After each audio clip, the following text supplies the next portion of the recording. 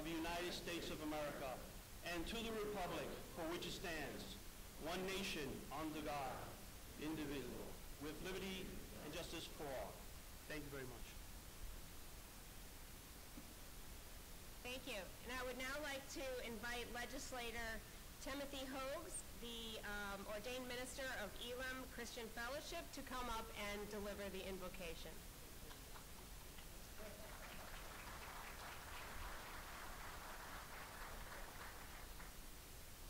It's truly an honor to be part of this. And talking before everything got started, I think it was our comptroller asked, he said, hey, how long is this thing going to be? I said, I don't know my part. I'm only going to take about an hour, so I don't know how. No, but when I was asked to do this, I thought about two passages of Scripture. One is Habakkuk 2:2, talks about writing the vision and making it plain so that people see it and they run with it. And then the other one is found in 1 Timothy chapter 2, and it talks about praying for your leaders. So with that said, please bow your head. Dear and gracious, most heavenly Father, we thank you for this opportunity. We ask that you continue to bless us. We ask that you continue to bless our leadership, that you give him the wisdom, the knowledge, and understanding to govern the people that you have put him over, and that he does a wonderful job. In your wonderful name we pray. Amen. Amen.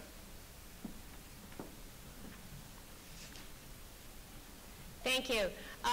As I said earlier, it is such a pleasure to welcome you here, and also welcoming you is our interim director, Karen Lee Spalding, and we're also delighted to have our incoming new director, the current director of the Helsinki Art Museum, Janne Seren. He's here. Many of you met him earlier, and he's spending the week here in Buffalo.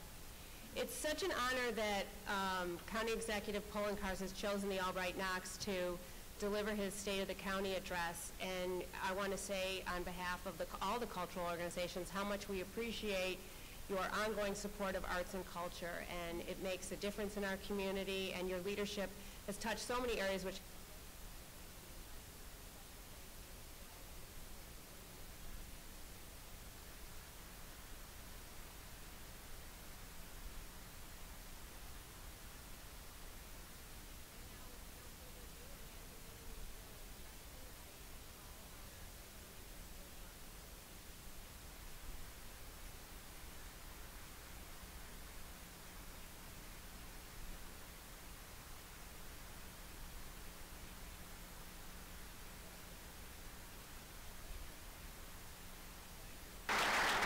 Please be seated. Please be seated. I was not elected Pope. Please be seated.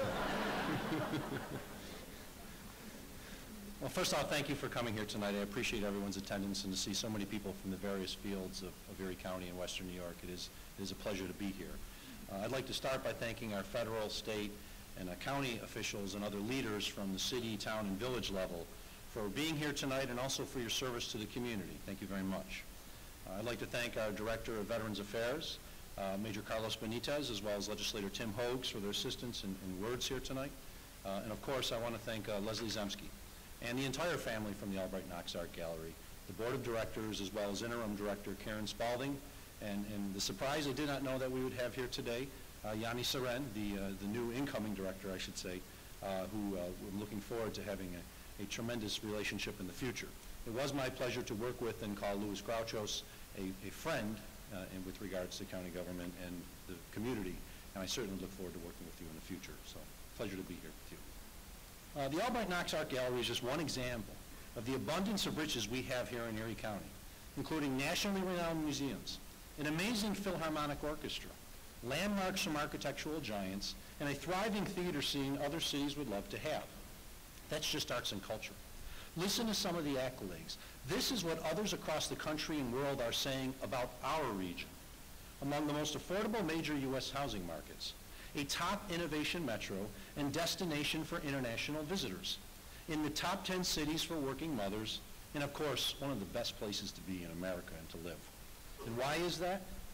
Because our local forefathers made the right choices, like investing in our community's assets, not just for the day, but also for the future. And that's why I ran for county executive, because I did not think the right choices were being made for our community. I believed we all deserved better. In 2011, the people were presented a clear choice of what county government can do and what our community can be. The people spoke, and they said that county government is not automatically the problem, but can be part of the solutions. That county government should seek to provide programs and services that its residents demand as efficiently and effectively as possible. And in even difficult fiscal times, county government must make smart, targeted investments across our community, which will pay big dividends in the future, rather than let our community crumble to disrepair. Today, I'd like to talk about the choices we've made based on that set of shared values, from changing the tone of county government, to forging new partnerships, to fostering real economic growth for the greater community, not just a select few. While there are many challenges to meet, the opportunities that exist going forward are plentiful, should we have the political will to make the right choices, though hard, over the wrong ones, however easy they may seem at the time. One of the first choices we made was to change the tone of county government. We did this by acknowledging that government is not a business and should not be run like one. There are simply things that the private sector either can't or won't do. That's precisely why government is here, to take on those tasks for the good of the community, even when it may not necessarily make the most business sense to do so. We unite to care for the penniless and provide a safety net for those who have fallen, maintain common amenities such as parks and libraries, and create and maintain a safe infrastructure with broad benefit for all. In government, we represent people, not just taxpayers. County government serves an important role, and I will continue to work to return it to its core mission: administer vital health, human, and public safety services, while also providing the quality of life programs residents demand as efficiently as possible. This requires balancing the needed and wanted services against having the necessary resources to pay for them. Unfortunately, as we've all heard over the years, 90% of our budget is attributed to state and federal mandates, program services, and other requirements that we have little or no control over. But what we can do is control how we go about dealing with them. And my administration has chosen to take a different path than in the past. We've changed the tone by choosing to work cooperatively with our partners in government. For example, instead of continually fighting with the U.S. Department of Justice and the New York Commission of Corrections over the various mandates they've forced upon us regarding conditions at the holding center and jail, we chose a different path. My administration and the sheriff decided to treat them as partners, working together to make our jails safe for inmates and officers. And because we have chosen to take this new road, tremendous progress has been made and will continue to be made, something quite evident by the lack of discussion of the jails, as you've seen in the last year compared to before. Another example would be the previously contentious relationship with the Erie County Fiscal Stability Authority since it was created in 2005. When I took office as county executive, I believed this needed to change. The constant fighting did not help the county, and while we may not always agree, we turned the relationship from combative to cooperative. We have and will continue to work closely with the Control Board for the betterment of Erie County, with the ultimate goal of their services no longer being necessary. I'd like to ask Chairman Jim Sampson and his fellow directors to stand up so that we may thank them for their leadership and for their assistance to the people of Erie County. Thank you very much for all that you've done.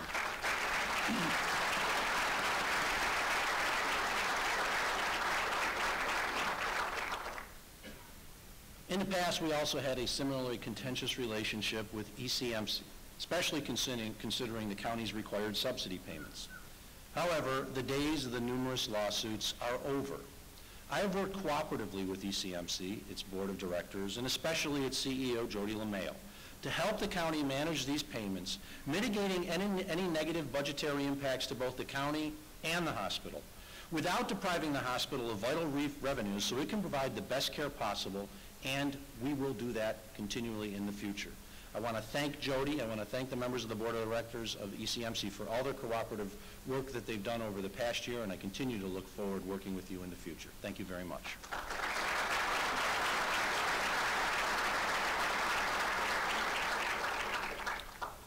As I mentioned a moment ago, 90% of our budget is outside of our control, while the other 10% is made up of the discretionary services that our community values and truthfully wants. These are the programs and services that, as a candidate, I heard so much about. The Road and Control Program, Operation Prime Time, which is a summer youth education and anti-crime program, and road, bridge construction, among others. And while these programs are not mandated by law, I believe they are mandated by the people of Erie County. I promise to ensure that these people's mandates were funded, and over the past year, I have lived up to that promise. Now, the people's mandates also include quality of life investments like our parks and our cultural assets.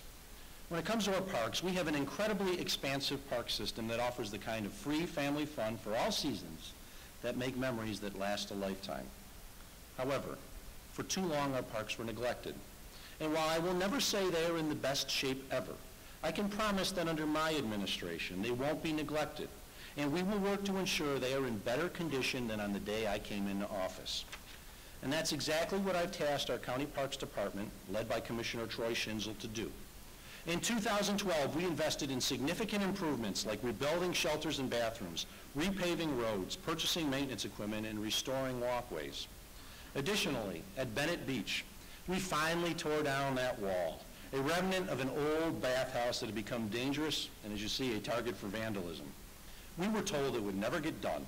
We rolled up our sleeves, cut through the red tape, and now it's gone. I want to thank Commissioner Schinzel for all the work that you've done on behalf of the parks to get that completed. Trust me, it was not an easy thing to do. Thank you.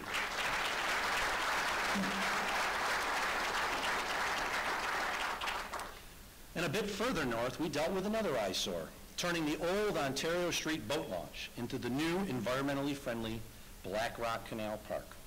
And while many individuals played a role in making it happen, one organization, the Black Rock Canal Park Steering Committee, and its leader, Margaret Sapaniak, are the ones who deserve the credit for this new park.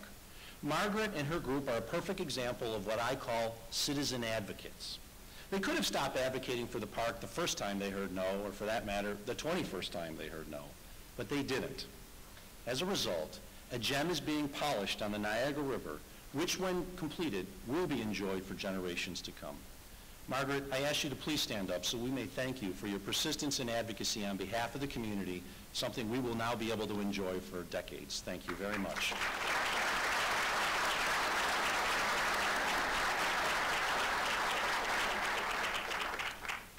Now, when it comes to our people's mandates, one of the most important one, of course, is our arts and cultural community. We are also investing in our cultural assets regardless of size. I believe investment in our arts and cultural assets should be no more optional than funding our parks, roads, and bridges. Each one of these is an integral part of the infrastructure of our community. Some are steel and concrete, while others are body and mind. The resident doesn't need to use every arts or cultural institution any more than they need to use every road or bridge or park supported by their tax dollars to derive a benefit from them thriving. Not only did we restore funding, but we also restored a transparent and open process, the Erie County Arts and Cultural Advisory Board. This board, led by Catherine Schweitzer, with representatives from the cultural, financial, legal, and other communities, has been tasked with scrutinizing every application so we may make decisions on who is worthy of public dollars based on need and merit alone. I want to thank all of the board members, some of whom are in attendance today, for all the great work they've done in the past year, and I know the work that they will be doing in the future. Thank you for your volunteer efforts on behalf of the people of Erie County.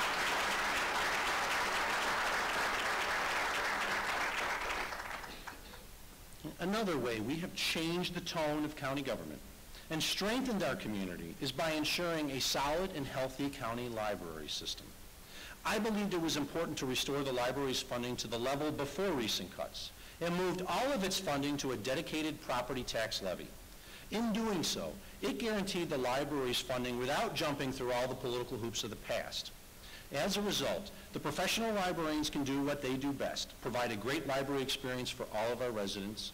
I'm pleased to be joined by Mary Jean Jakubowski from the library. On behalf of the people of Erie County, thank you for all that the library and the librarians are doing for us here. Thank you.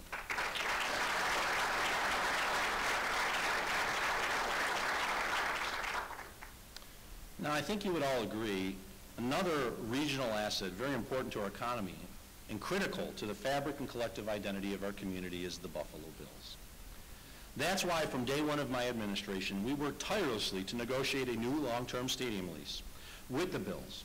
and I was proud to announce the new 10-year deal this past December. It's a fair deal for state and local taxpayers, one reached because all parties involved were willing to compromise. Moreover, it's a deal that will keep the team here in Buffalo today, tomorrow, and also for years to come by preparing for the possibility of a new stadium. I want to thank my county team for all the work that they've done, Governor Andrew Cuomo, Lieutenant Governor Bob Duffy and their team, and the entire Bills organization, starting with owner Mr. Wilson and President and CEO Russ Brandon, for their commitment to this region not only for today, but for the future. Please join me in applauding everyone's efforts.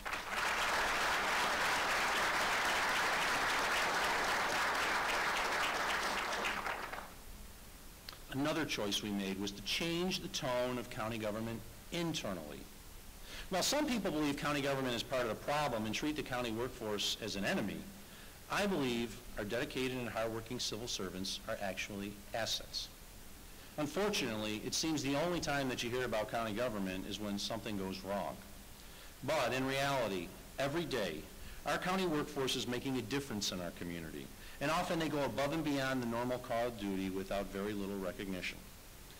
For example, I'd like to take a moment and tell you about an employee that embodies that effort.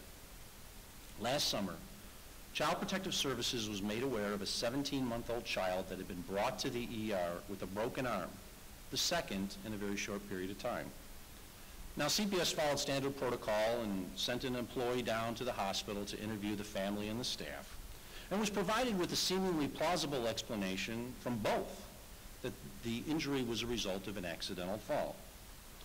The next day, the case was assigned to Shadia Rodriguez, a sex abuse serious injury team worker, for continued investigation. While it would not have been unusual under state rules for Shadia to forego immediate face-to-face contact with the family, she felt uneasy and chose to visit immediately. Upon arrival, Shadia observed the child to have new injuries and called 911 to have the child immediately returned to the ER, where it was discovered that those injuries were serious, including a lacerated liver, and life-threatening. The child was admitted to the ICU and eventually required surgery. Now, Shadia would have been completely within the norm to have foregone immediate contact, but instead she chose to go above and beyond the norm. As a result, that child is alive today.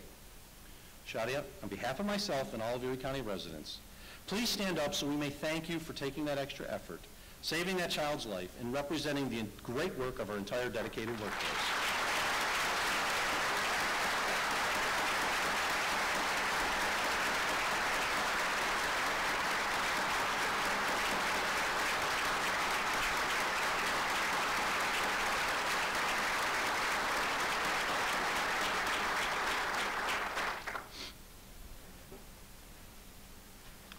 In addition to changing the tone of county government, I believe I was elected to maintain fiscal discipline and apply the skills I used as your comptroller.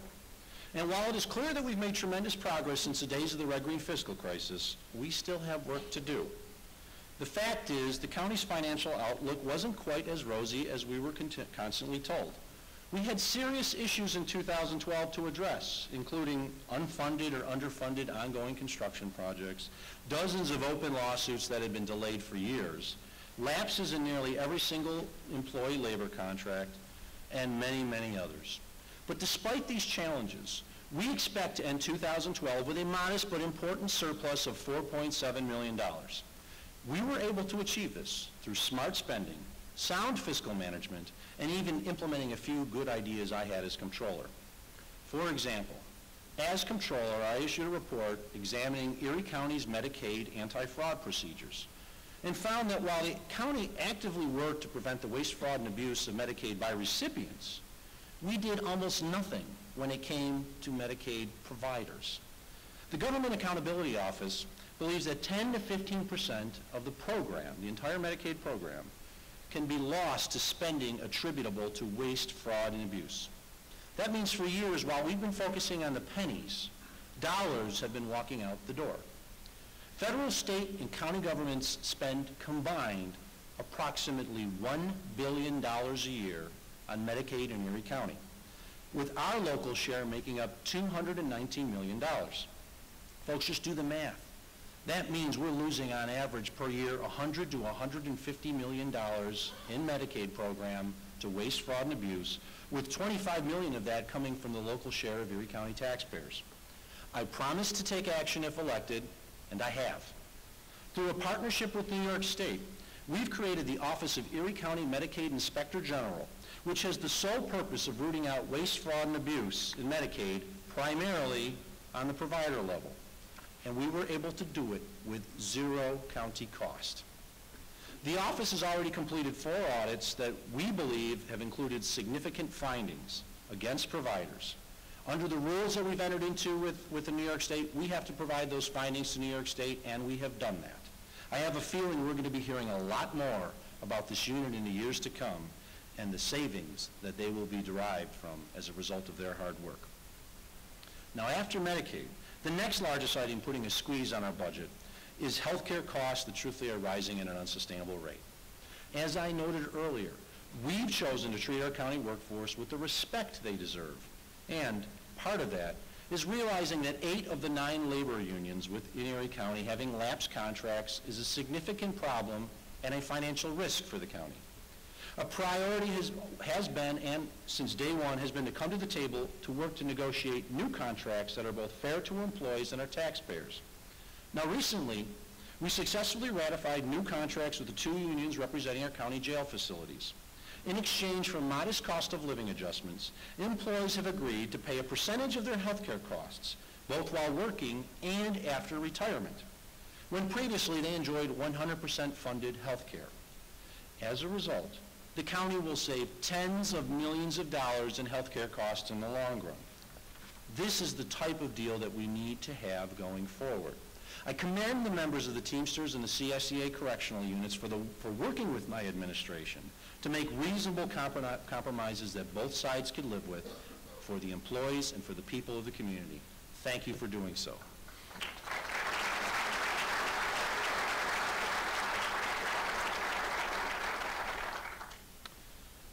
After being elected, I reminded my staff that even though we came off of a long and difficult campaign, the hard part was just beginning. Governing. Governing is about choices. We must choose not only as an administration, but as a community, what we want out of our county government and what we are willing to do to achieve those goals. My 2013 budget proposal was filled with such choices, some more difficult than others. But all of them represented my beliefs in the values and the role that I, as well as the people of this community, believe county government should play. In 2011, I heard the message loud and clear. The people's mandates are just as important as those passed down by state and federal government.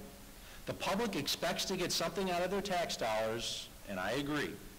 No one wants to propose or vote for a property tax increase, but it was an option of last resort. It was the only responsible way to ensure a balanced budget without sacrificing the programs and services the community values. Now, several legislators stated that it was their priority to avoid a property tax at all costs.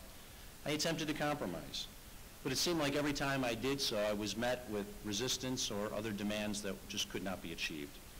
I'm not so certain at the time that a compromise was wanted by all. Instead, they chose to make cuts on paper that eliminated the tax increase but did nothing to reduce our actual expenses. In essence, they kept all the costs while cutting the revenue we needed to pay for them. You can't have it both ways. Now, you don't have to take my word for it. Let's look at what the Independent Control Board said recently. As part of the Control Board's legislation, we're required to submit our proposed budget as well as the 4-year plan. And if there are any revisions to it, that as well. Last month, we submitted a revised plan, and I thank the Control Board because it was approved by them.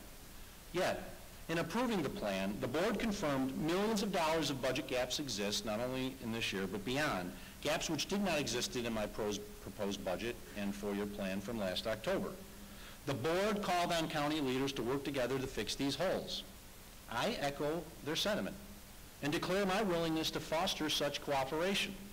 I've already laid a number of alternatives on the table, none of which are the politically easy thing to do. Some of my colleagues in county government have called these budget alternatives threats. These aren't threats. It's just basic math. The numbers don't lie. We have structural budget holes and they must be closed. If there's no political willingness by county legislators to raise revenue and by independently elected officials to reduce costs and live within their budgets, then there is no other option. Meaningful and substantial cuts to discretionary spending must be done. I have no interest in seeing that result come to fruition. But what can't be an option is to continue to ignore the issue or pass another structurally unbalanced budget. That's what happened in the years leading up to the red-green fiscal crisis. The people of our community deserve better than a reprise of that time. Folks, compromise is not a dirty word, but it can only be achieved if all sides are willing to give a little for the greater good. This will be a challenge, no doubt, but it will not prevent us from moving forward, building upon the foundation of our successes over the past year. We're going to find new and creative ways to make county government more effective and more efficient in delivering the quality of services that the residents of this community demand. Let me give you an example of an initiative we will be moving forth with this year for the betterment of our residents' health. At the same time that Chemung County Executive Tom Santulli was opening a new priority community health care center in his county and saving his county taxpayers $2 million in the first year alone, clinics were being closed here in Erie County. These clinics were a cost-effective way to provide desperately needed primary care to an underserved portion of the community. And while as comptroller there was nothing I could really do about these clinics being closed, I am proud to announce later this year we will be opening a new primary, dental, and mental health clinic located at the former Matt Gajewski Center on Buffalo's east side. Erie County's residents whose only option may have been to visit a costly ER will now have access to a one-stop shop for quality and affordable health care, the Erie County Medical Mall. The investment we make today on this clinic will pay big dividends for the county future by improving the community's health care while also reducing long-term costs. This is a huge undertaking, and that's why we're not doing it alone. It's all thanks to the incredible work and effort by my health commissioner, Dr. Gail Burstein, and the collaborative spirit shown by our respective partners, Catholic Health Services President Joe McDonald, UB Dental School Dean Michael Glick, and Lakeshore Behavior and Mental Health's Dr. Howard Hitzel. I'd ask each of you to please stand up and be recognized for your role in helping not only reduce this burden of health care in an underserved portion of our population, but also changing and saving people's lives. Thank you very much.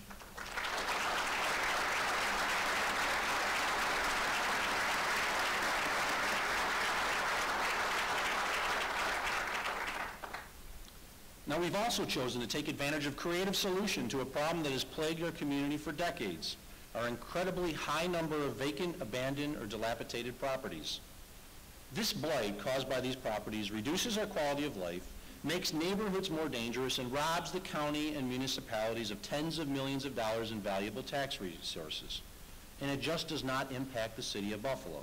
It's a problem in each of our cities, our suburbs, and our rural village centers. A countywide problem calls for a countywide solution, and that solution was the creation of one of New York State's first land banks. This land bank is transforming the way vacant and abandoned properties are dealt with by creating a coordinated structure to return the properties to productive use. Instead of squabbling over turf, we've come together to get vacant properties back on the tax rolls. This is a fiscally responsible solution that not only stabilizes neighborhoods, but also generates revenue for the county and all the underlying municipalities. This was only possible because of the incredible display of cooperation rarely seen in our community, one that included all of our 44 municipalities, and only possible because of the tireless work of my Commissioner of Environment and Planning, Maria White, strong leadership by our mayors of Buffalo, Lackawanna, and Tonawanda, Byron Brown, Jeff Szymanski, and Ron Pelosi, respectively, Cheektowaga Supervisor Mary Holtz, Brant Supervisor Len Pirro, Angola Mayor Hub Frawley, as well as our friends from LISC and the Western New York Law Center. I'd like to ask you all to stand so we can thank you for the collaborative efforts to address a costly problem that has been crippling our neighborhoods and destabilizing our finances for far too long. Please stand up so that we may thank you.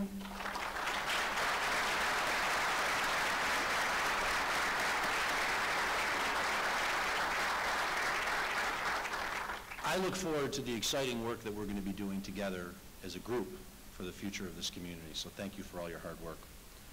Now, we talked about the choices we've made in the past. Let's talk about some of our plans for the future. The stars seem to be aligning for Buffalo and Western New York. We are overflowing with positive opportunities. Sound leadership in Albany has yielded exciting change, on-time balanced budgets, the formation of the regional economic development councils, and Governor Andrew Cuomo's commitment of $1 billion to revive the region's long stagnant economy. Downtown Buffalo is in the midst of a building boom, and neighborhood leaders throughout our community are successfully reviving local commercial corridors and rigorously promoting the important advantages of supporting local businesses. The good news, however, cannot mask the problems that we face. The recent census numbers relating to our community's population loss, poverty, and inequality are very alarming. To fix this, it is clear that we cannot continue to rely on our failed economic development plans and policies of the past. That's why I promised one of the top priorities of my administration will be to focus on economic development and job growth. We have, and leading that charge has been my Deputy County Executive, Rich Tovey. Rich, thank you for all the work that you've done over the past year.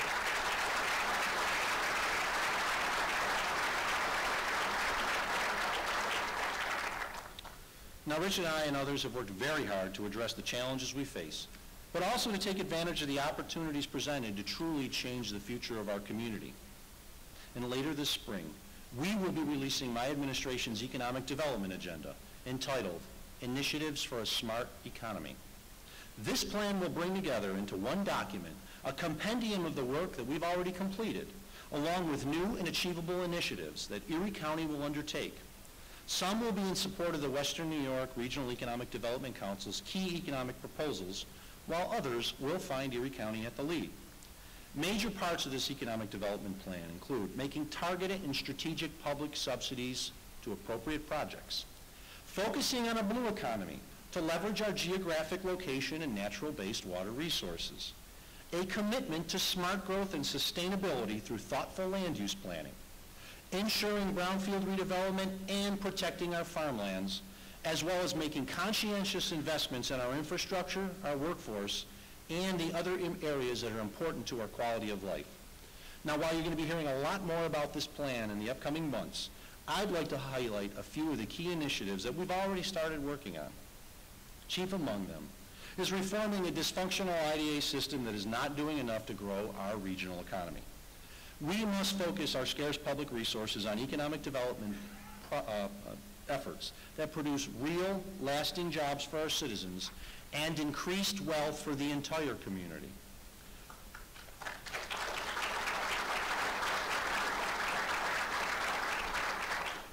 For too long, taxpayer subsidies were given to companies that do not produce new economic activity for our community and many times are prohibited by the IDA's own policies.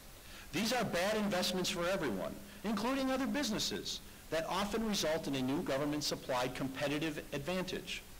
This is the worst form of government intrusion into the private marketplace. Government should not be picking winners or losers, sometimes right across the street from another. Now, I've taken some heat from my stance on this subject. Not surprisingly, there are entrenched interests who feel they are entitled to tax breaks, and they are now calling me anti-business for questioning the status quo. Well, to that, I say I am not anti-business. I'm pro-taxpayer, and I'm pro-real economic growth for all. I believe a company should justify with hard figures how a government subsidy will yield a positive return to the greater community, not just a few. And I will never apologize for asking these hard questions and demanding sound answers on behalf of the people of Erie County. I'm not calling for new rules to be implemented, just that the IDAs, including the Erie County Industrial Development Agency, follow the rules that already exist. I don't believe it's too much to ask, especially when we see millions of dollars, hundreds of millions of dollars, of new private sector investment going on right now in our community. Now, we're not there yet. We are making tremendous strides to fix a flawed process, but we've got more work to do.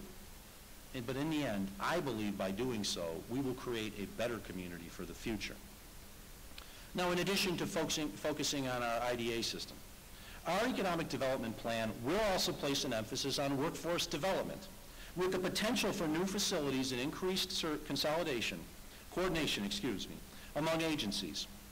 including the Erie Community College and the Department of Social Services. Despite the conventional wisdom out there, we do have jobs in Erie County, but often they go unfulfilled as employers cannot find local candidates with the proper training. The problem stems from the disconnect that exists between the jobs that are available and the training provided to prospective employees. Over the course of the past year, I hosted a series of workforce development summits along with the Buffalo-Niagara Partnership. These were not job fairs, but high-level discussions between job trainers, governmental officials, and employers in an attempt to drill down to the root of the problem. We learned that better communication and coordination is needed among employers, training providers, and the educational system. And we will work together as a region to improve the training programs offered to job seekers.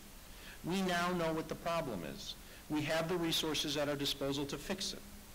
And working with the Regional Economic Development Council, this plan will be a tool to begin fixing it.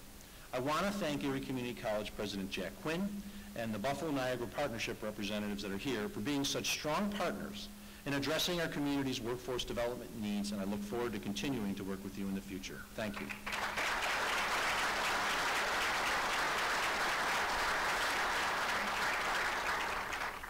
Now, make no mistake, we need to create new jobs in addition to just filling the ones that go vacant.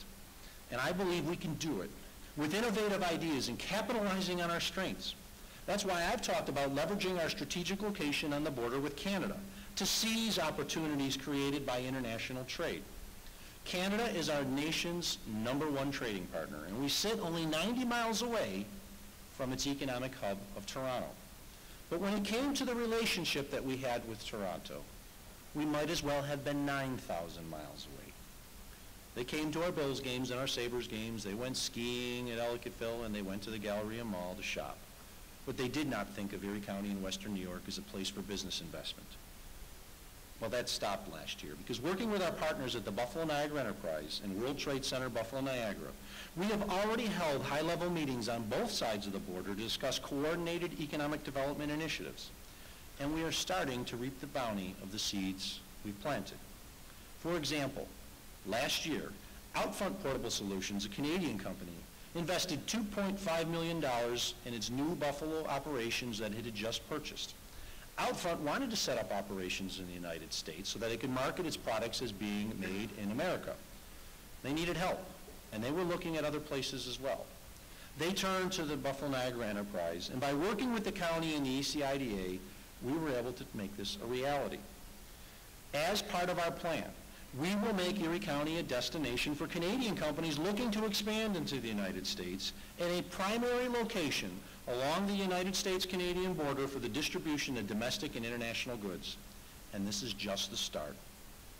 I want to close by giving you a real example of what we can accomplish and how we can forever alter the fate of our community by making county government part of the solution, by forging strong partnerships among the various levels of government and our friends in the private sector, and by seizing the opportunity to make the best use of our limited resources for a long-term impact. Growing up in Lackawanna, and as many people know, the son of a steelworker, I know exactly what Bethlehem Steel's closing meant. Our collective spirit was deflated, and pretty much everyone in the community said, "What now?" It's taken almost 30 years to answer that question, but today we have an answer. It's returning manufacturing and industry back to Lackawanna and back to the former Bethlehem Steel site. Today, construction is already taking place and scheduled to be completed later this year for Canadian-based welded tubes, American operations on approximately 45 acres of the site. Welded Tube is investing $40 million and will employ approximately $50 million in the beginning and potentially up to 125 workers after 2 years, and it is specialty tube and steel making plant. They could have gone anywhere, and believe me, they looked. But in the end, they chose Erie County because of all the reasons we talked about. Now, this did not happen overnight. It has been the culmination of more than 12 years of work, starting with brownfield remediation beginning in 2000. And there have been lots and lots of hurdles that could have stopped the project since then. It required many meetings for almost a year with sometimes countless levels of people in a room from all levels of government. Erie County, the city of Lackawanna. Public benefit corporations from ECIDA to the Power Authority to the Water Authority and the Empire State Development. Our private sector partners like landowners, Tecumseh, Gateway, and the South Buffalo Railway. From Welded Tube, a lot of help from organizations like the Buffalo-Niagara Enterprise and the Partnership, and about 5 layers of lawyers in between. Now, Welded Tube is just the beginning. Work is being done to open up an additional 400 acres of heavy industrial zone land for redevelopment, something that not many communities across this country can boast of. Already, land that had no assessed value, 0, has been reassessed at Welded Tube's assessed rate, $18,000 an acre. So virtually overnight, this will bring in millions of dollars in new property tax revenue to the county and the city of Lackawanna. Additionally, the Bethlehem Steel site will no longer be the example of Erie County's past, but what our future can be when we all work together. An example of how we can transform a desolate brownfield into one of the largest and most attractive shovel-ready development sites in the Northeast. I thank Welded Tube, represented here today by Joel Shapiro, for their new commitment to our county, and all the elected officials and partners who were involved in this process for their persistence in pushing this project forward. I want to thank you all and ask you all to stand. It was a long effort, but it was well worth it. Thank you very much on behalf of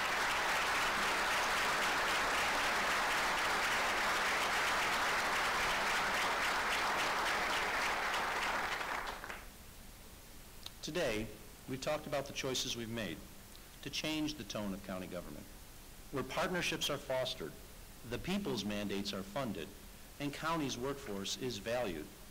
We've also talked about fiscal discipline, implementing creative ideas for taxpayer savings, and making difficult choices about revenues and expenses, and what we hope to accomplish going forward, and what is required to get there.